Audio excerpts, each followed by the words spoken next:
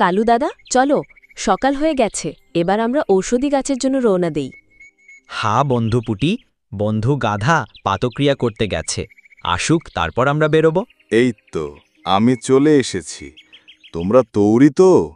হ্যাঁ, আমরা তৈরি আছি। একদিন হয়ে গেল, পিসি কেমন আছে কে জানে। তাই আর দেরি না করে চলো আমরা এখনই বেরিয়ে পড়ি। হ্যাঁ, চলো চলো। বুঝলে ভাই কালু, জঙ্গলের রাত কেমন ভয়ঙ্কর হয় তা তোমরা দেখেছো।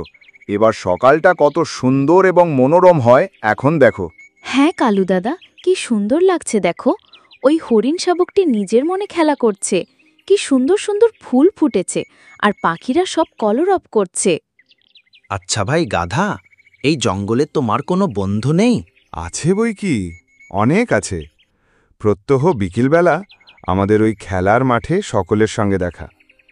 তবে হ্যাঁ, দু একজন এই পথ ধরেই কাজে যায়। ওই তো একজন আসছে। ভাই গাধা, এ পথে এত সকাল সকাল কোথায় চললে? আর সঙ্গে ওরা কারা?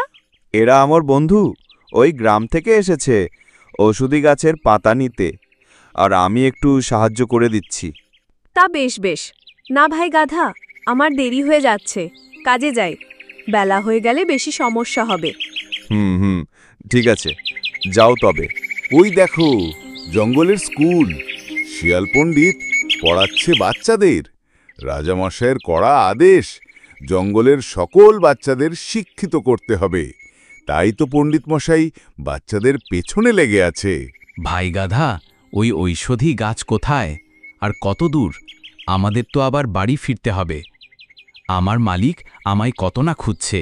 পুটির পিসিকেও তাড়াতাড়ি সুস্থ করতে হবে। হ্যাঁ ভাই কালু, এই তো চলে এসেছি। তুমি আর কোনো চিন্তা করো না। সামনে দ্বাররক্ষী দেখতে পাচ্ছ? পরবর্তী এপিসোড দেখার জন্য সাবস্ক্রাইব করুন এবং ঘন্টা চিহ্নে টিপুন।